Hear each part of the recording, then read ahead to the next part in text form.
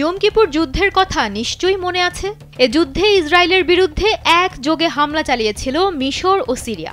১৯৬৭ সালে আরব ইসরায়েলের মধ্যে ৬ দিনের যুদ্ধে পরাজয়ের প্রতিশোধ ও হারানো ভূমি ফেরত পেতে তেল আবিবে এই হামলা চালানো হয়। ১৯৭৩ সালের ৬ অক্টোবর এই যুদ্ধ শুরু হয়ে চলে মাত্র ১০ দিন।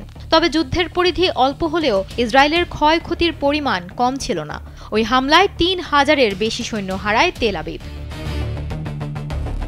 এই ঘটনার ঠিক ৫০ বছর পর ২০২৩ সালের ৭ অক্টোবর ইসরায়েলে হামলা চালায় ফিলিস্তিনের স্বাধীনতাকামী গোষ্ঠী। পুরো বিশ্বকে অবাক করা এ হামলায় কোনো কুল কিনারা পাচ্ছিল না তেল আবিব। মাত্র কয়েক ঘন্টার হামলায় ১২০০ ইসরায়েলিকে হত্যা এবং ২৫০ জনকে জিম্মি করে নিয়ে যায় ফিলিস্তিনের গোষ্ঠীটি।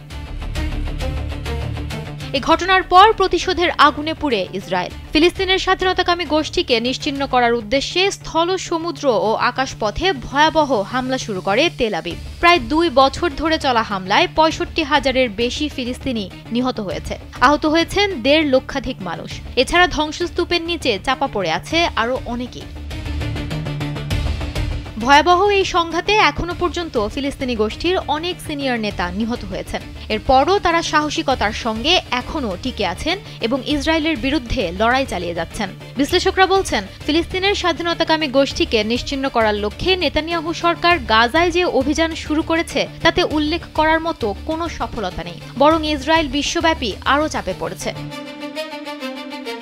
এদিকে ফিলিস্তিনের স্বাধীনতাকামী গোষ্ঠীটি দিন দিন কূটনৈতিক পরিমণ্ডলে এবং সামাজিক যোগাযোগ মাধ্যমে আরও বেশি শক্তিশালী হয়ে উঠছে। গোষ্ঠীটি তাদের শীর্ষ নেতাদের হারালেও নিজেদেরকে একীভূত করে রাখতে সক্ষম হয়েছে।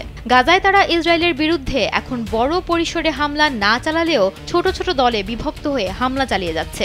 এতে আরও বেশি আতঙ্কের মুখে পড়েছে ইসরায়েল। ফিলিস্তিনি গোষ্ঠীর সঙ্গে যুদ্ধে জড়িয়ে এ পর্যন্ত প্রায় ১,০০০ সৈন্য হারিয়েছে তেল আবিব।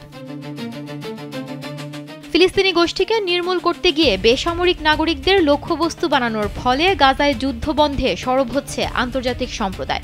ইতোমধ্যে অনেক দেশ ফিলিস্তিনকে স্বাধীন রাষ্ট্র হিসেবে স্বীকৃতি দিয়েছে। ফলে ফিলিস্তিনি গোষ্ঠীকে পুরোপুরিভাবে নির্মূল করার যে চেষ্টা তা দিন দিন ফিকে হয়ে আসছে।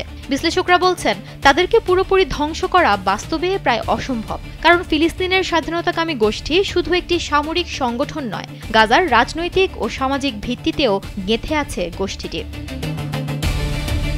সুমনা মুস্তফা, কালবেলা।